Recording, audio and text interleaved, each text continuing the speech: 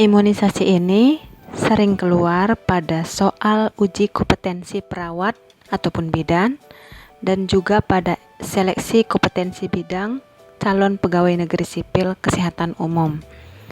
Mari sama-sama kita bahas tentang imunisasi. Soal ke-1.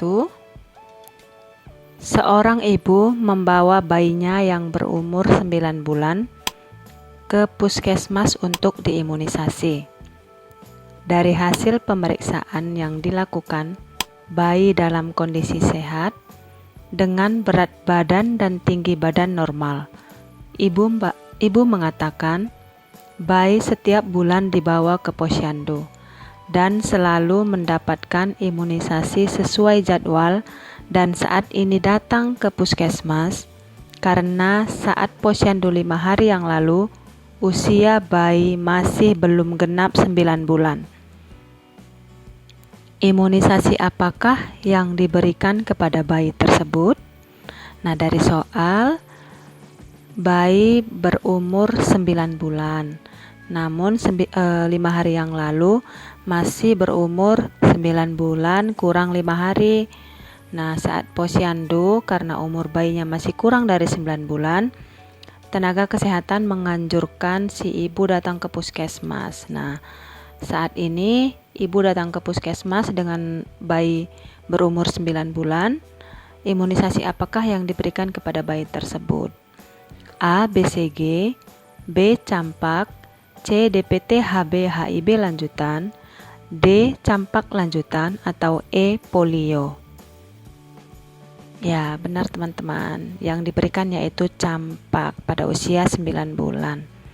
Pembahasannya, ini ada beberapa jenis imunisasi dasar yang diberikan berdasarkan umur 0 sampai 24 jam itu hepatitis B, atau untuk daerah sulit terjangkau itu bisa sampai dengan 7 hari.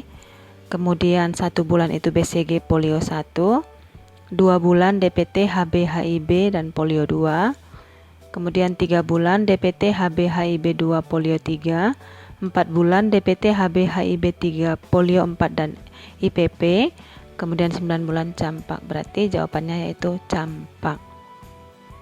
Kita ke soal kedua. Vaksinasi campak idealnya diberikan pada bayi usia 9 bulan. Dosis pemberian vaksinasi campak adalah A.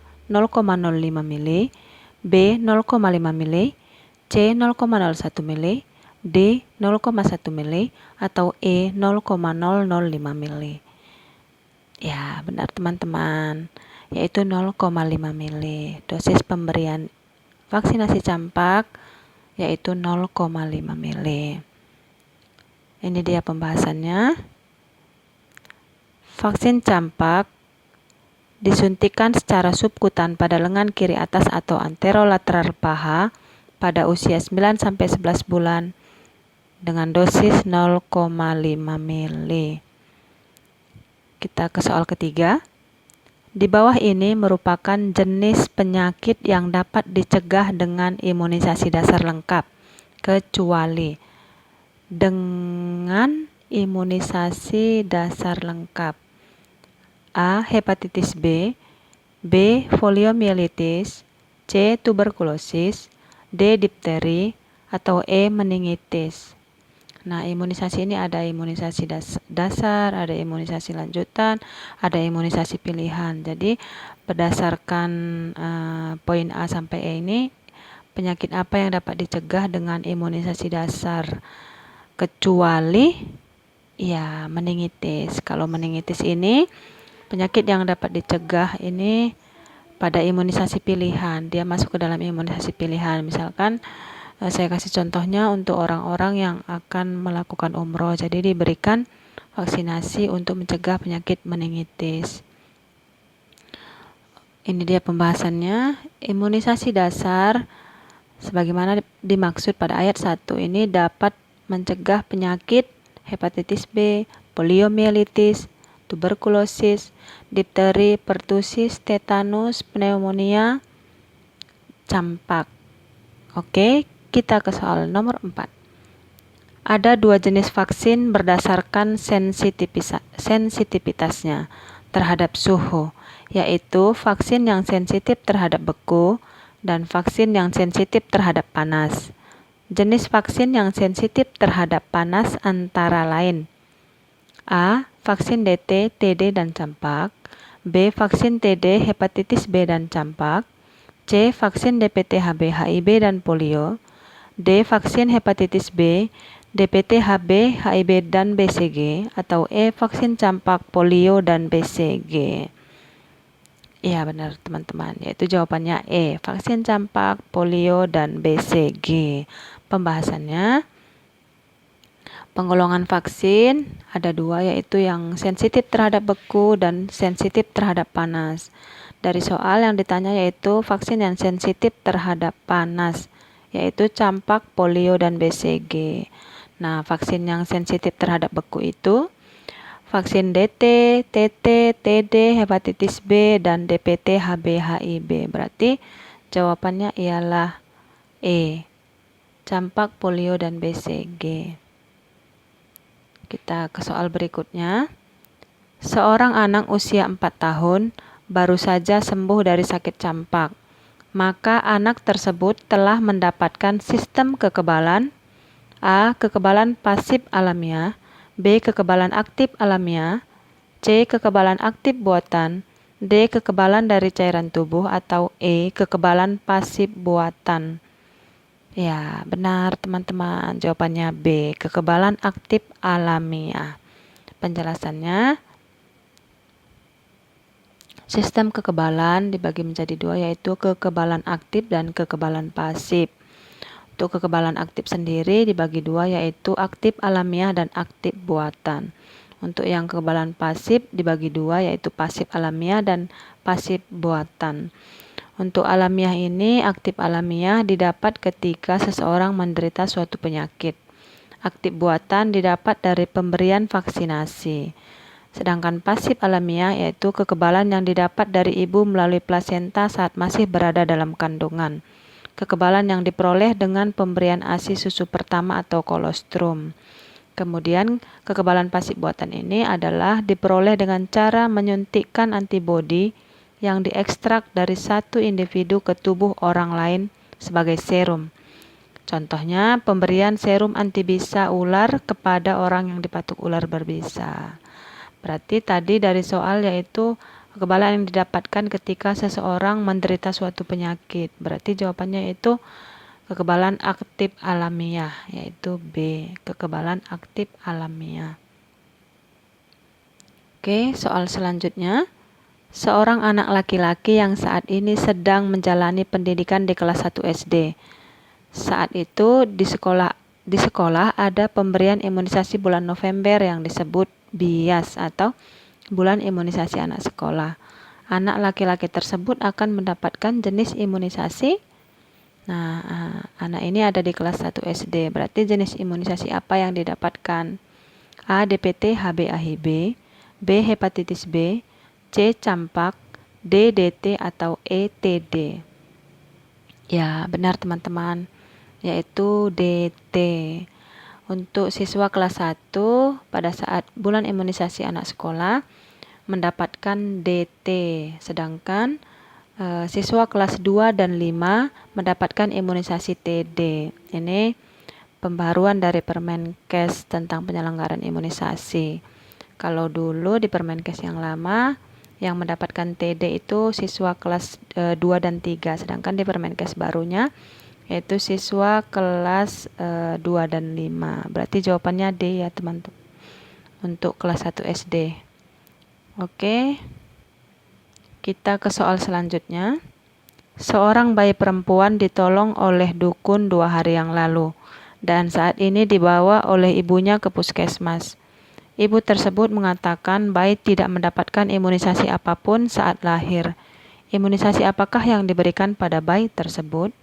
A. DPT HB/IB, B. campak, C. hepatitis B0, D. poliotetes, atau E. BCG. Ya, teman-teman benar. Jawabannya yaitu hepatitis B0. Penjelasannya, bayi baru lahir itu diberikan vaksinasi atau imunisasi hepatitis B, idealnya kurang dari 24 jam sebelum diberikan hepatitis B0. Bayi tersebut disuntikkan vitamin K 2-3 jam sebelum pemberian hepatitis B0 ini. Nah, untuk daerah yang akses sulit, vaksinasi HB0 ini dapat diberikan sampai rentan waktu 7 hari. Jadi bayi baru lahir belum mendapatkan imunisasi, maka diberikan imunisasi hepatitis B0. Kita ke itu soal yang terakhir, tapi saya ada sedikit materi tentang imunisasi. Ini yang pertama tentang VVM. VVM ini ialah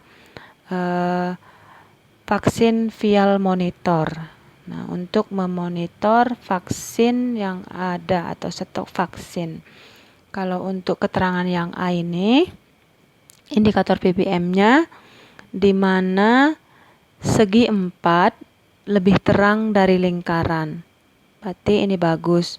Gunakan vaksin bila belum kadaluarsa. Berarti ini masih bisa digunakan. Sedangkan yang B, segi 4 berubah agak gelap, tapi lebih terang dari lingkaran ini. Nah, berubah gelap, lebih gelap dari ini, tapi masih lebih terang dari lingkaran. Ini juga masih bisa digunakan. Gunakan vaksin lebih dahulu bila belum kadaluarsa. Berarti apabila pada stok vaksin kita ada seperti A dan B ini, maka yang terlebih dahulu kita gunakan adalah yang B, karena ini VVM-nya sudah berubah, tapi masih bisa digunakan. Sedangkan untuk yang C, di mana batas segi 4-nya sudah sama dengan lingkaran, tidak ada segi 4 lagi, tapi sudah sama warnanya dengan yang lingkaran. Ini tidak boleh dipergunakan lagi. Vaksinnya tidak boleh dipergunakan. Sedangkan yang D, di mana segi 4-nya ini sudah lebih gelap dari lingkaran ini, sudah lebih gelap dari lingkaran. Jadi ini juga tidak boleh dipergunakan lagi. Nah, ini keterangannya. Masa kadaluarsa vaksin. Apabila kondisi VVM vaksin sama, maka digunakan vaksin yang lebih pendek masa kadaluarsanya. Nah, berarti kalau seandainya VVM vaksinnya masih sama, kita pakai yang lebih cepat kadaluarsa. Yang ketiga ini waktu penerimaan vaksin. Vaksin yang terlebih dahulu diterima sebaiknya dikeluarkan terlebih dahulu. Maksudnya ini vaksin yang sudah ada di stok kita itu sebelum vaksin apabila vaksin yang baru datang, maka vaksin yang sudah sebelumnya ada sebagai stok kita itu terlebih dahulu dipakai.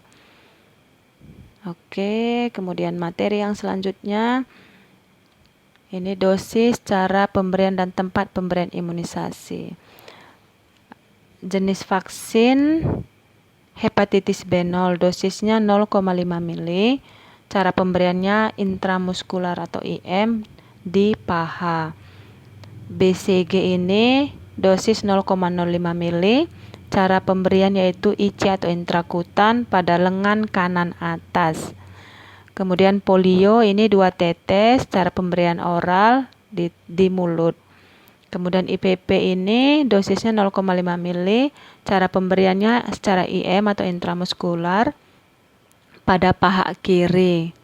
Kemudian DPT HB-HIB dosisnya 0,5 mili secara intramuskular atau IM pada paha bayi.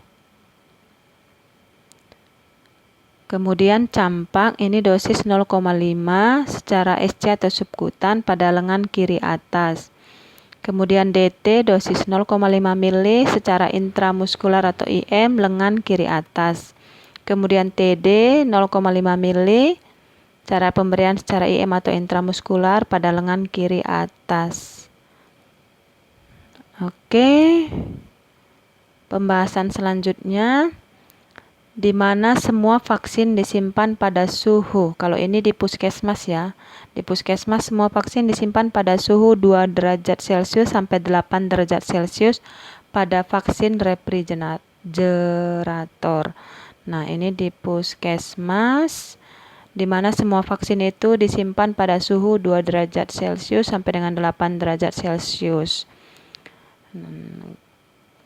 Khusus untuk vaksin hepatitis B, pada bidan desa disimpan pada suhu ruangan terlindung dari sinar matahari langsung. Nah, ini pada bidan desa, vaksin hepatitis B itu boleh disimpan pada suhu ruangan tapi terhindar dari sinar matahari langsung.